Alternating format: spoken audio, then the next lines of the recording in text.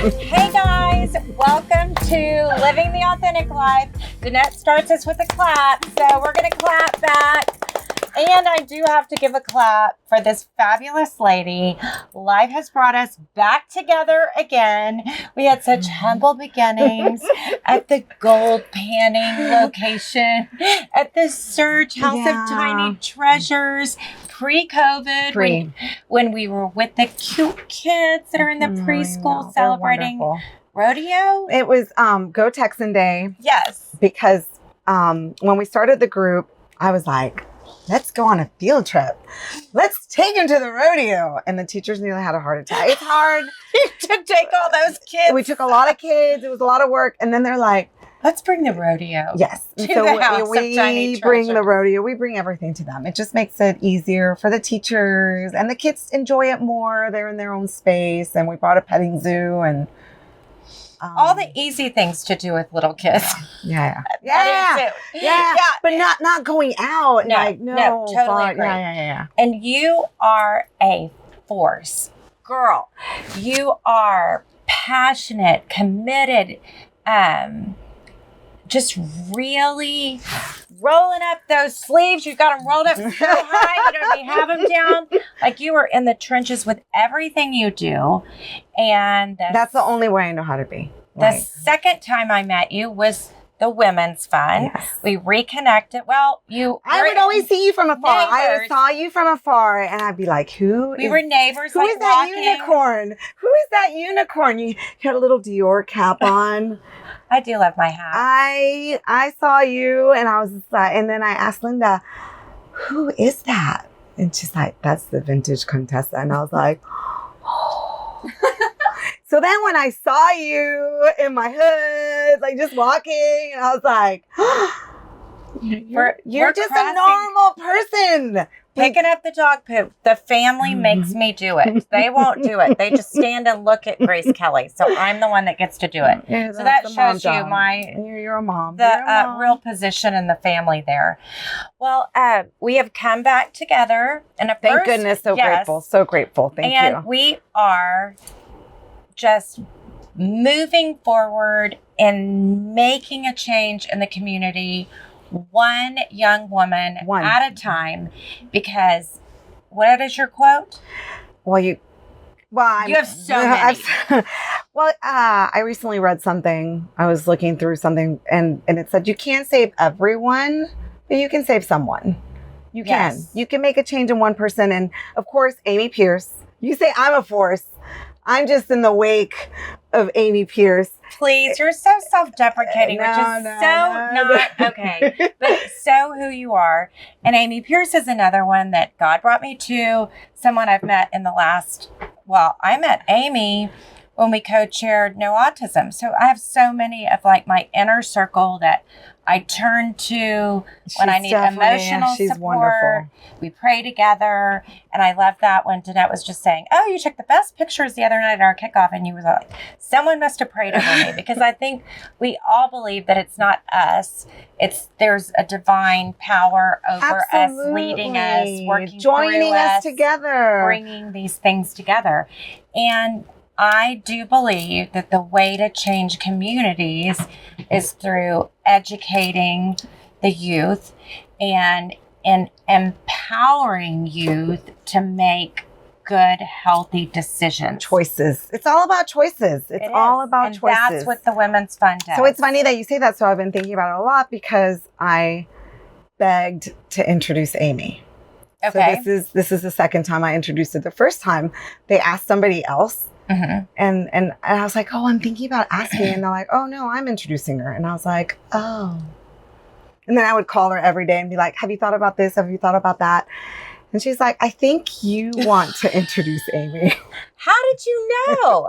I was so subtly sharing my thoughts. I think you want to introduce Amy. And so this time around, I didn't let anyone. I was. Let's make it clear. I am introducing Amy. And so I put a lot of thought into, because as you prepare to give words, you want to be short. Yes. My mom says my elbows talk. So I have to reel it in and be impactful. And really, what is the message that you want to give? So I've thought a lot about what is the Women's Fund? What is its mission? And truly, it's information is power. Knowledge gives you the key to change. And to be able to do that, not just for women, but for girls. And really what it means is one of the founding members said, it's for families. When you educate a woman, you're educating the whole family. Oh, I like that. Right, right. And then what's interesting is when you think back, the Women's Fund started 40 years ago. So that's incredible. So what that means for women is, where were we 40 years ago? How far have we come? We've come a long way. We can go farther. But I think sometimes it's easy to forget that 40 years ago, like women in Spain couldn't have a credit card in the 70s. Oh, yes. Oh, geez, that's shocking. Yes. Now you think 70s, that's not, well, it's kind of far. But, you know, it still kind of seems shocking, you know, that women were second-class citizens sometimes. And to know, even in some countries, women aren't educated. I mean, one of my girlfriends did an event for the kids of Pakistan to educate them through, it's an organization called DIL. And I was amazed that they're not investing in educating girls in Pakistan. And so it's, we are able to educate, but sometimes, and I said this to you earlier because I was joking with you about, like, you are incredible at helping people present their resumes. And this is something you do to help people that you care about. And I said, so do you make a living doing it? And you're like, no, I don't get paid for it. And I said, oh, that's so funny. And it's so sad in our country. If you don't pay for something, you don't always appreciate it. Yeah. And so many I think it surprises people. So many kids don't value what getting an education is and don't go to school with that mindset.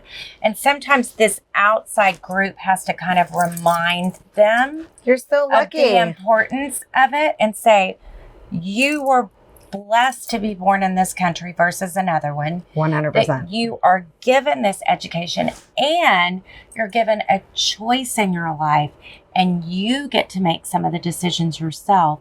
So let's give you some tools so you can make the best ones. It's really difficult. And I think part of being a parent, that process of the whole getting them ready for college, you feel that you have to really hold their hand because it's so competitive. Everyone's hiring people. You know, I hired 2 people. That's how, like, overbearing I am. And you feel that you want to give them the best platform. Yes. To launch. But at the same time, you have to give them some agency. And I didn't want to take my kids on tours because I almost felt like it's like going to Disneyland. Oh, yeah. And saying, like, you might be able to buy a ticket here. Maybe. And it's a lot of it's luck. All these kids are so qualified and good. Oh, it is completely. And yes, it is. But what I did like about being able to go on tours, and we'll get back to the Women's Fund, is that interestingly, Bella could walk on a campus and go, this isn't for me. Feel it. Feel the energy. She could get a feeling. And it was different. My feelings were different than hers. And I feel like everyone's like, she's a mini you. She looks like you. She talks like you. Y'all are she's so smart, like a whip like you. But I wasn't smart in math in the way she was, and I wasn't as committed to the grades. But let's talk about these other girls that don't have a mom like us, that aren't invested in every step of the way, and they're kind of just pushed out. Let's talk about how the Women's Fund kind of directs them. What I love is, it's really interesting, is that their programs, their after-school programs, 10 weeks long. What about me? Their seminars, and it's really just giving them basic tools and confidence and speaking and choices like, it's so funny. My mom's like, it's so basic, because we were translating them, and my mom was helping me translate because she's a doctor. And so we were looking at some stuff, but this is such basic information. I said, Mom, that's where you start. You don't start. Like, give an example. So it was like eat a vegetable instead of a chip. Yeah. 100. It was like, it is sleep. Sleep. They don't value sleep. They don't think about sleep. Sleep was one. Yes. Movement. And this is really just information that they can absorb, that they can take in.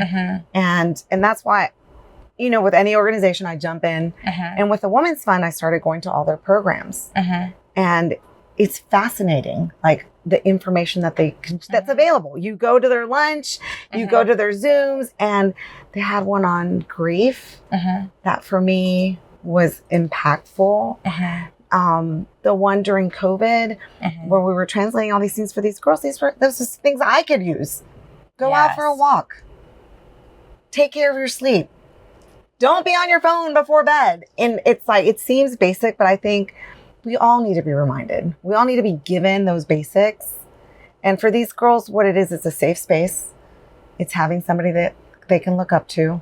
The people that lead the classes are, you know, very accomplished, very poised, very kind. And they always end up making these links where sometimes the girls open up about things that they don't open up with anyone else. Oh, wow. And they get the help that they need and the intervention that they need because they feel it's a safe space. And how do you pick the schools? Do you work with the city? Do you work with the community?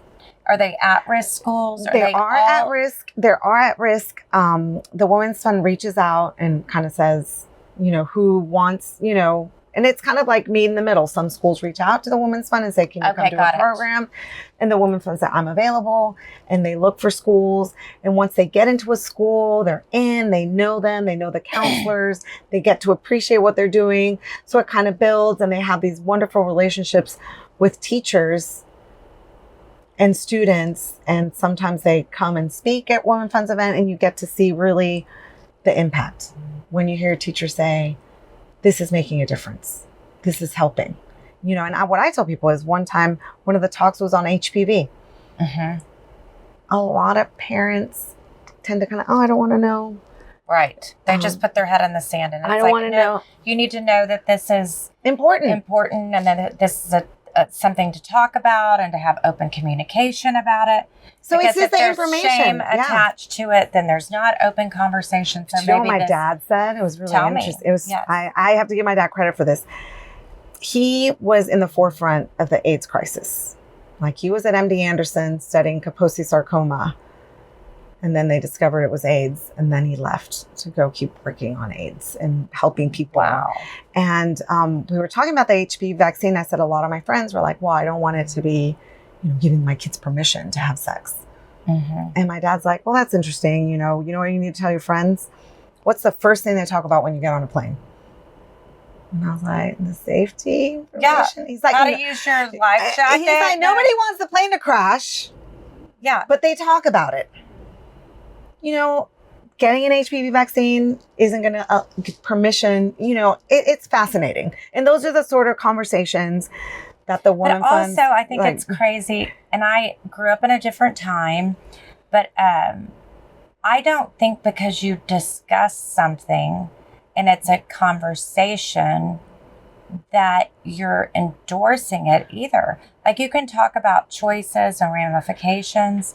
But then the other thing is, as a parent, the decision I've made is raising a daughter who I believe is Christian, who has a strong faith and is Christian.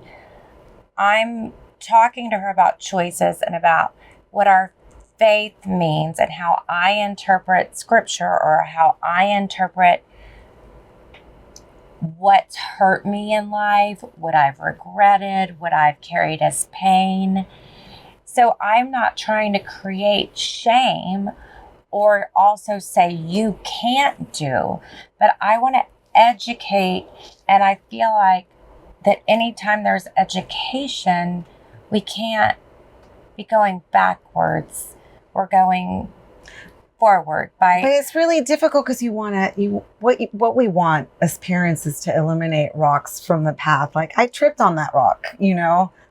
There's that rock. Look at it. And kids are like, oh, I'm not going to trip on that rock. You tripped on the rock, but I'll never trip on that rock because I'm so good. Yes. And that's hard, because we know it happens. And we had this moment. So Bella has saved since she was 8 years old for her car. And she convinced us to double what she saved and my parents to pay for half.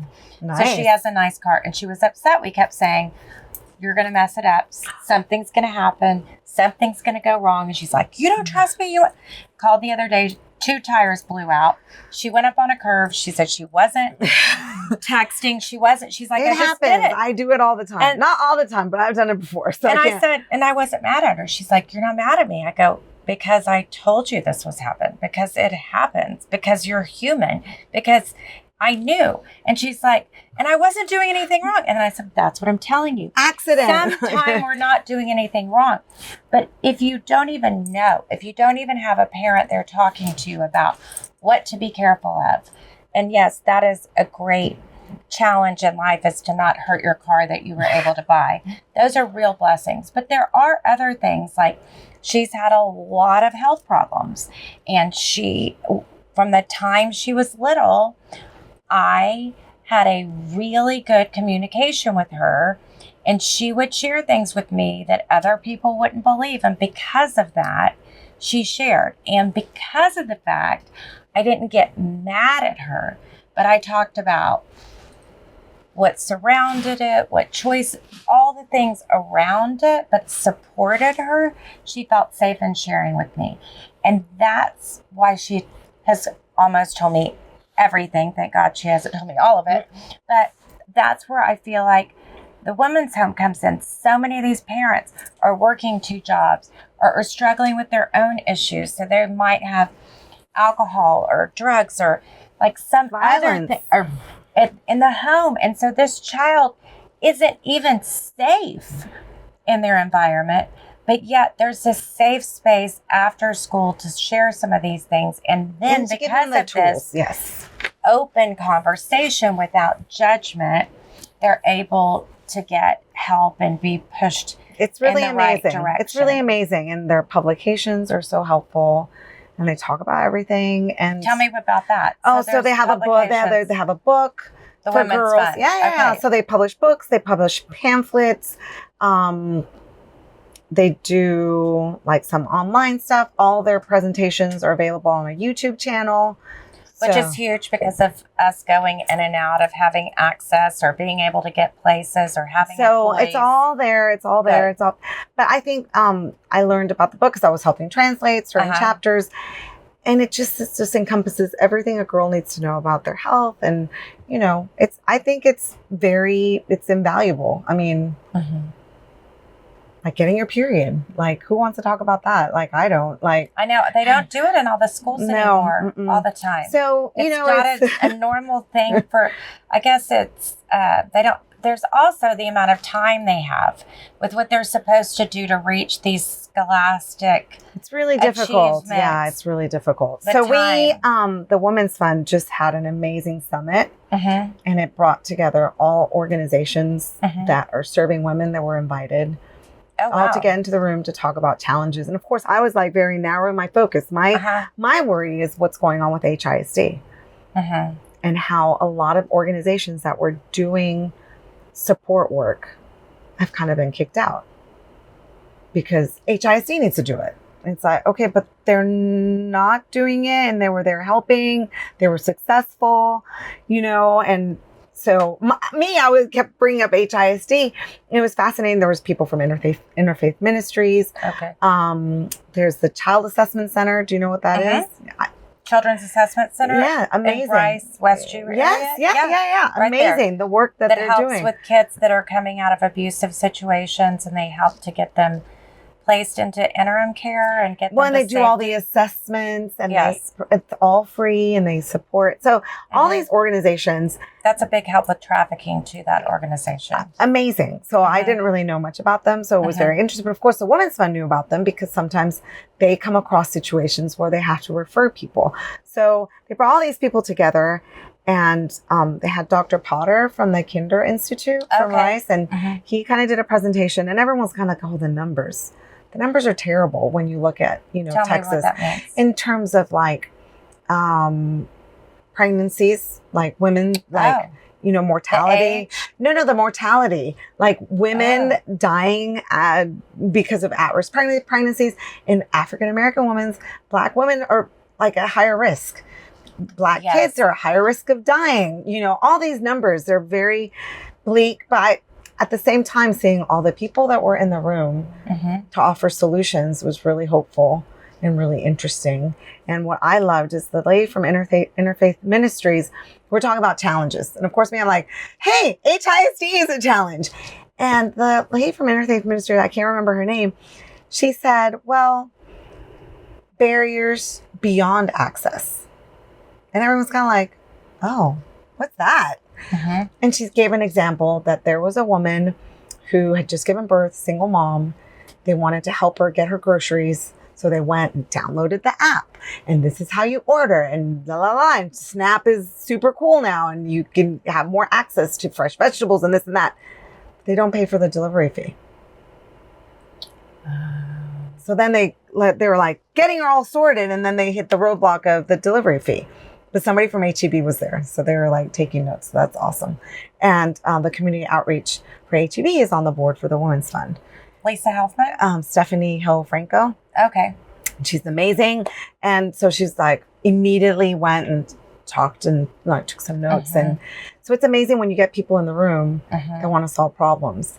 But then again, it also makes you think barriers beyond access. You think that there are programs helping. That's a word I have not added to my vocabulary. And it really made me think, because of course, of all the things I do with Search Homeless Services.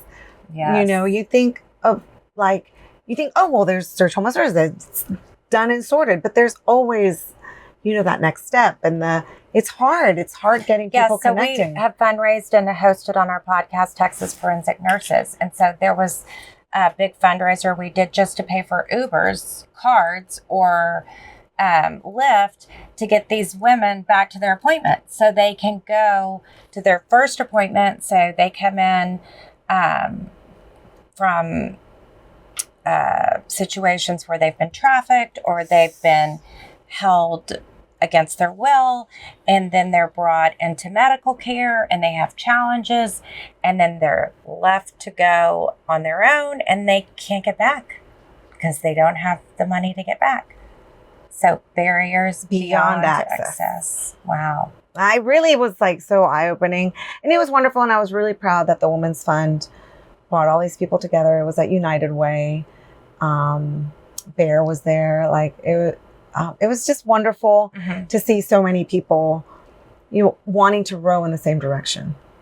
And is this a first year thing? That's the first year. It was the first year. They want to do it quarterly and get together and discuss things and share ideas and find out where the holes are. Because I do agree what you said before is that as a community, there's so many people coming together and there are great ideas. But the more we can come together as a group and not duplicate, why does HISD need to create the same thing the Women's Fund is doing well?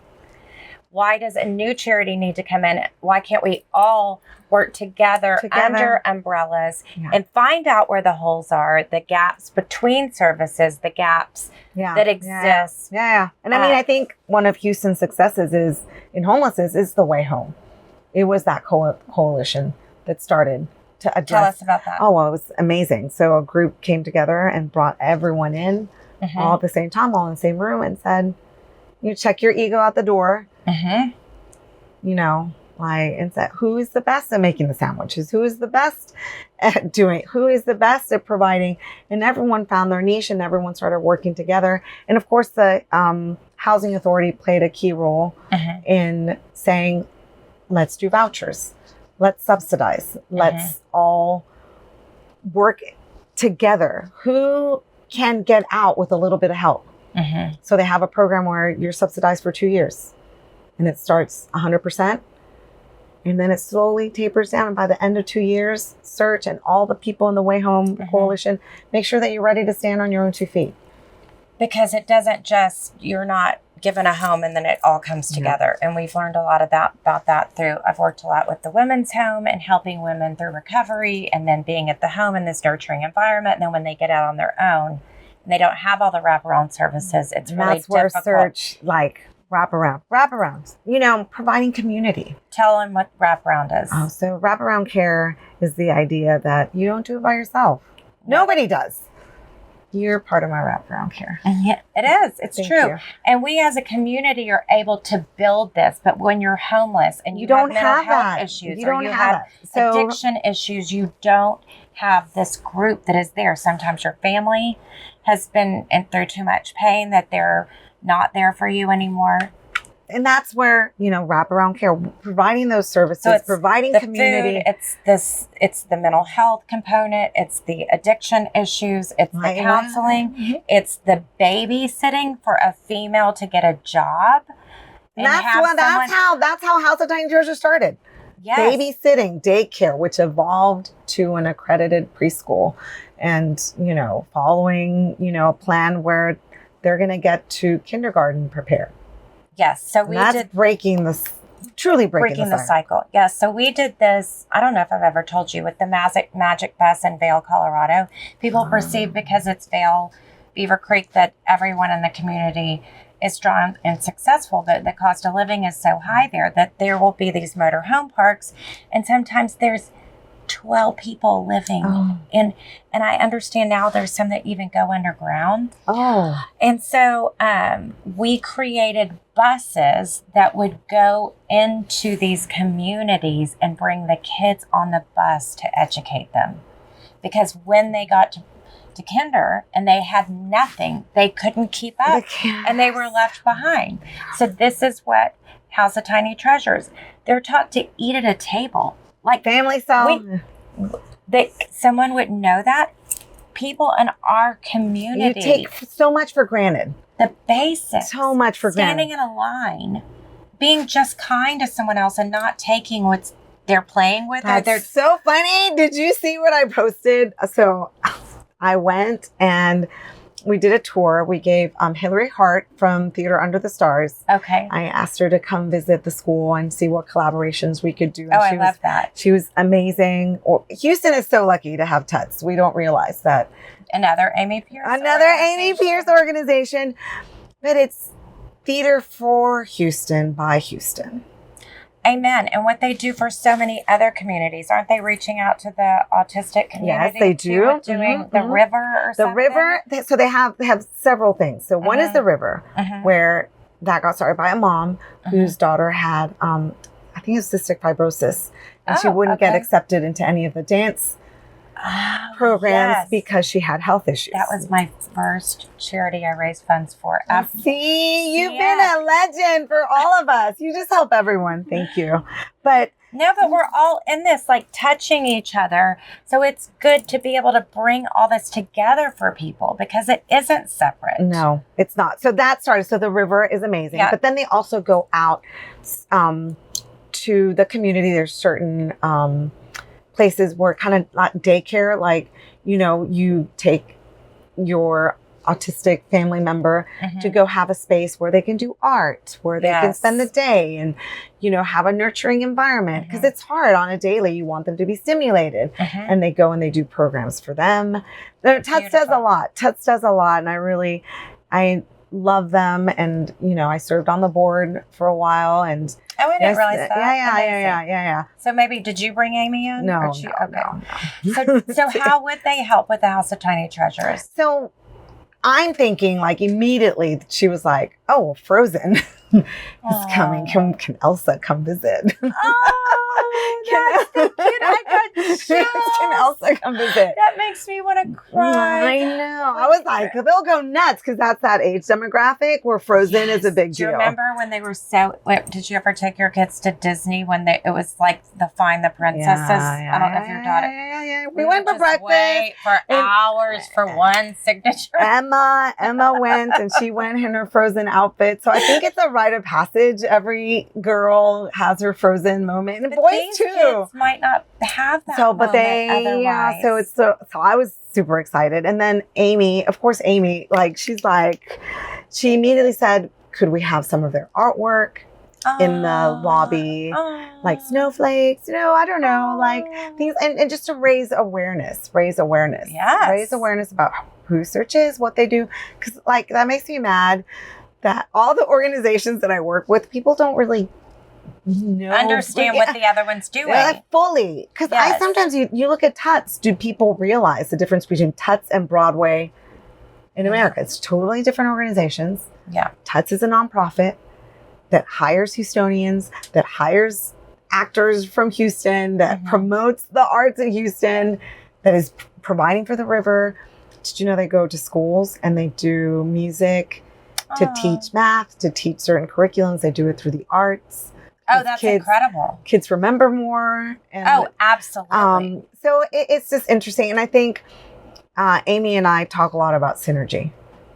Oh, yes. And the more, and my favorite quote is by a man named Howard Thurman. And he said, don't ask what the world needs. I told you this recently. Yes, you did. Ask what makes you come alive and go do it, because what the world needs is more people who come alive. And so many people come alive with music. A big shout out to Danette's niece, who's in Chicago, and she's living her best life. She graduated from HSPVA, and she's musical, acting, all of it, dramatic. But you can really grow up and do that. Like some of these kids, I mean, it's not many people. They only the exceptional, but it is a path. It's an outlet too. And I feel like these kids can use that to express too some of the pain they're going through, like the writing they can use.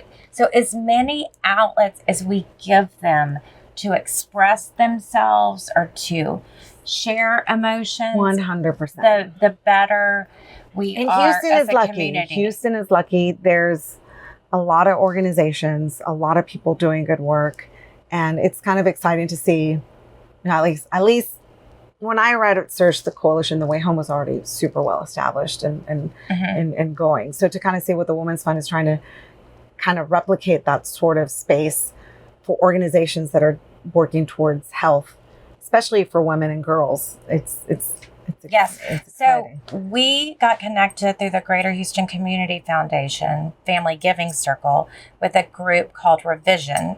Yes. And they're soccer players, mostly boys, and then break dancer, mostly girls, but sometimes they're both. And it started in the area code with the biggest group of refugees in the city. So a lot of them were immigrants, but mostly like Afghanistan, other countries. But and so because they were youth and a lot of them were homeless, the gangs would come in and use that vulnerable population to get their gang members into it and bring them in and indoctrinate. Yes, and Revision gave them a place to be other than on the streets. And they gave them soccer and breakdancing. And they've been doing it so long, I don't remember the numbers, but long enough that they went and won national championships. No way. And the kids have gone to college on soccer scholarships and graduated and come back to work at Revision. So, yes, but and then I was talking to them about these kids must also be at risk for trafficking because they're a vulnerable situation. So maybe, I don't know, Revision, if the girl's there, that could be another outshoot for the women's 100%. Because they're always looking for, Linda always tells me she's been a phenomenal CEO. I met her right when she started working. And I was so impressed because I kind of had a chip on my shoulder from the previous. I can't even remember who it was. I shouldn't even say it. And I was like, well, I have some feedback for you. And she's like, would you like to go to lunch? Do you want to send me an email? How do you want to communicate? You know? And I sent her an email. Then we went out to lunch.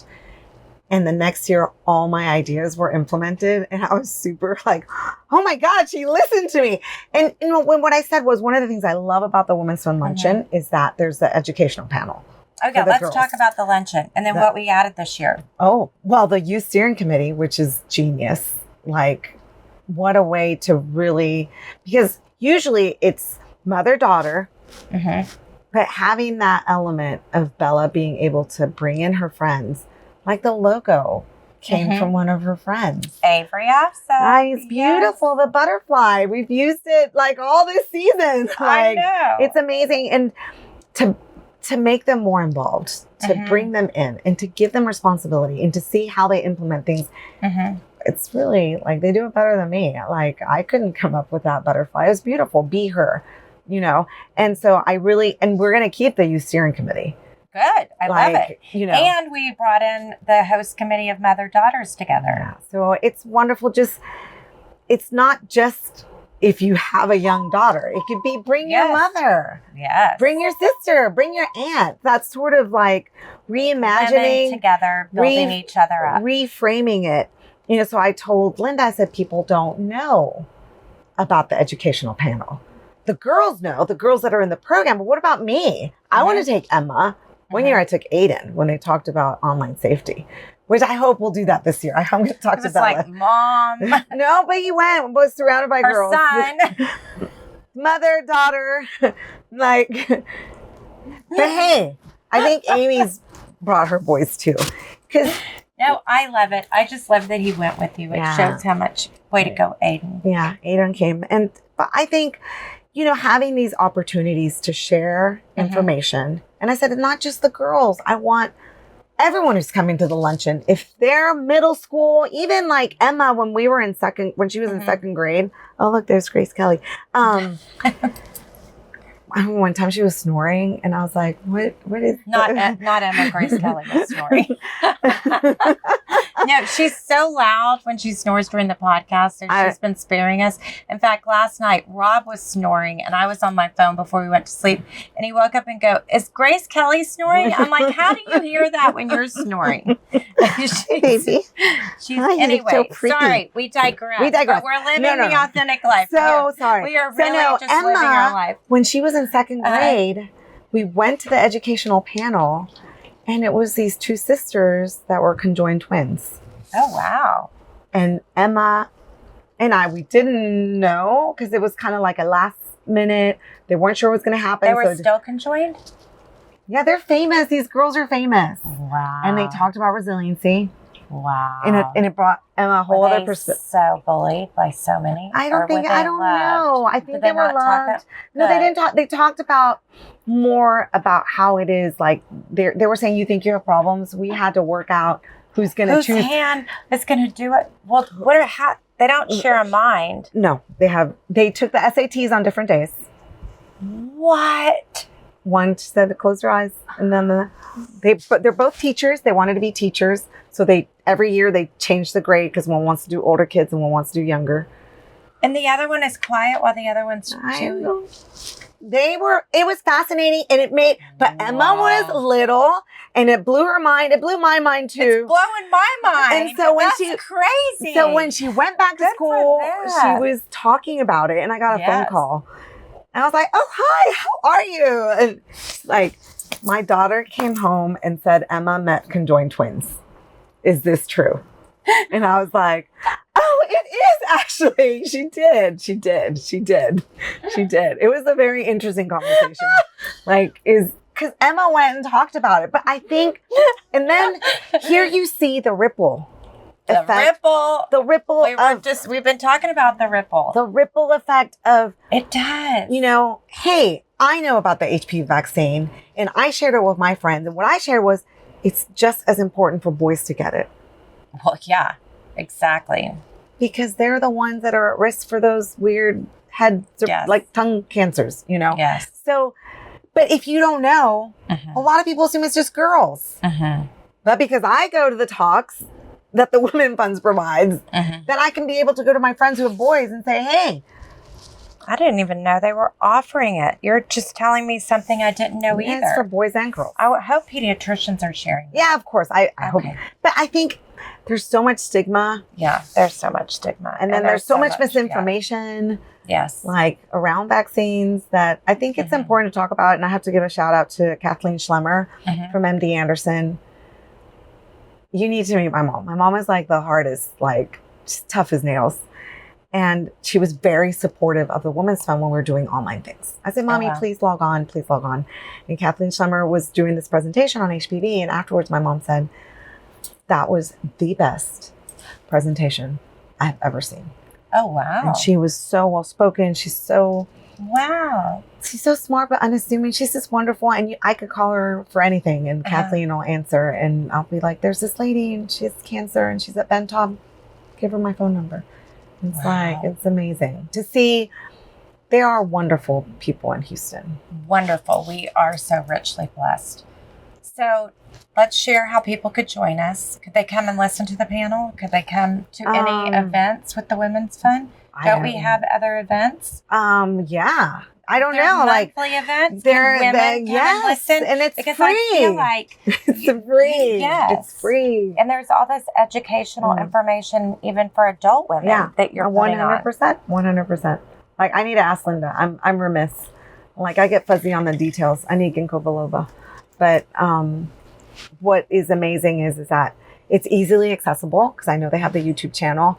Because I think we can take more people for our luncheon. I don't think we're sold out. No, we're not sold out. Please, no. I mean, you've done a great job. You've done a great job. I'm not asking for that. You've done a great job. We've shared a lot, but I think there's still space for There's people to always come. space. It's on a Sunday, so it's a panel discussion, and it's a shopping experience. The girls that come in are given little tokens, and they're able to go shop with Lily the Rain vendors. is coming. Yay. So funny. That's so great. Some of these girls don't get to go shopping. No. So it's a big deal. So they get $20. And so all the vendors, we ask that they bring little things that the girls can buy. So when I went to Lily Rain, I was like, bring this and bring this. Aww. Bring all the 5, low price point things that are so cute. Like, like little magpies. We love shiny things. Yes. Well, when I walk through your store, I'm like, my eyes go a little bit big. It's so wonderful. It is fun. It is beautiful. It's like, and we've donated. We did a little fashion show at our kickoff, and we donated all the handbags from the fashion show to be sold at auction. I know. So you'll get some great pieces at a good value. I think people are excited. We want to sell a few more tickets. Amy Pierce is being honored. Dorothy Gibbons, November 3rd, Sunday, November 3rd. It's from 11 to 2:30 because there's a World Sinesta? Yes, in the Galleria. Yes. Yeah. It's a great space. It's a great space. Partner Schools brings their choir to sing, and it's a choir that joins private schools, public schools, KIPP academies, because the founder of Partner School says arts is an equalizer. Like, it is. You either have the talent or you don't. Like, money can't buy it, And so they link, and it's beautiful, and I love that they come and they sing. And last year, our keynote speaker sang. Your friend, Rosalind. Oh, Rosalind's incredible. That woman. God, what did she not do? Still talk about that. I still talk about the art. Singing, dancing. Oh my God, but it was incredible. Law? I don't think law's an art. But when she came, I was so annoying. Like, in typical Monica fashion. Like, this speech is for girls. You need to inspire girls. I'm a little bit worried. She's like, don't worry, I got it. Don't worry. And I'm like, don't forget. She's like, I know. Got you. And she got up there. You could hear a pin drop. She commands an audience. You could hear a pin drop. And she talked about the importance that you are the 5 people you surround yourself with. So choose wisely. Like, who do you surround yourself with? And I thought that was fascinating. And then all of a sudden she's like, and the choir. And I was like, what? And she's started belting. It was like beautiful. It was hard not to get teary. The choir sang with her. At first the choir was like, what? She wants to do a duet? What's going on here? It was just a really exciting moment. And Edna gave an amazing donation, right? Like, the choir inspired her. So I think it's an inspiring event. This year, the keynote speaker is Alexis Loving, the CEO of Search. We have a new CEO. It was hard to let go of Tal. And I know. What a great woman. And then, Alexis has filled those shoes beautifully. Good. And it's exciting. It's going to be great. You're co-chairing. It's going to be perfect. And of course you have me to be annoying and be like, don't forget. I won't forget. I will remember all the details. I know, because that's what you're the queen. You're the Contessa. And, details are important, and you pay attention. They are. And you pay attention.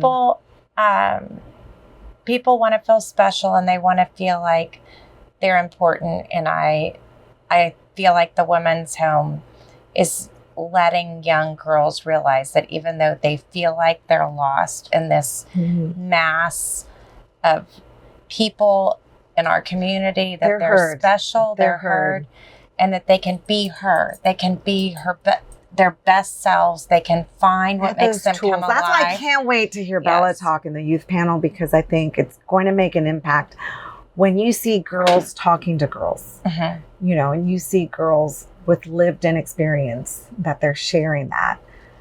They're about their own resiliency. They're going to listen to Bella way more than they're going to listen to me. Right. You know what I mean? To me, yeah. And so I cannot wait to see, you know, how that all finishes to wrap up. But it's going to be impactful. It's going to be wonderful. I'm so glad you chaired. Thank you for that. Thank you for the opportunity. It's been a great thing to bond with Bella. And I think that we only have, it seems like forever, and then they're off. They're off. But you know what? Mirren Hendry still has that on her resume that she co-chaired. Aww. She still has that on her resume. Because it is impact. What I think people don't realize is, you know, Pedal Power started because Gina and her daughter and Kelly and her daughter, I mean, Lauren and Jordan, asked, what happens to the flowers after the luncheon? So brilliant. And so a lot of wonderful things have come from this Tell luncheon. people what it is. Oh, Pedal Power. I love Pedal Power.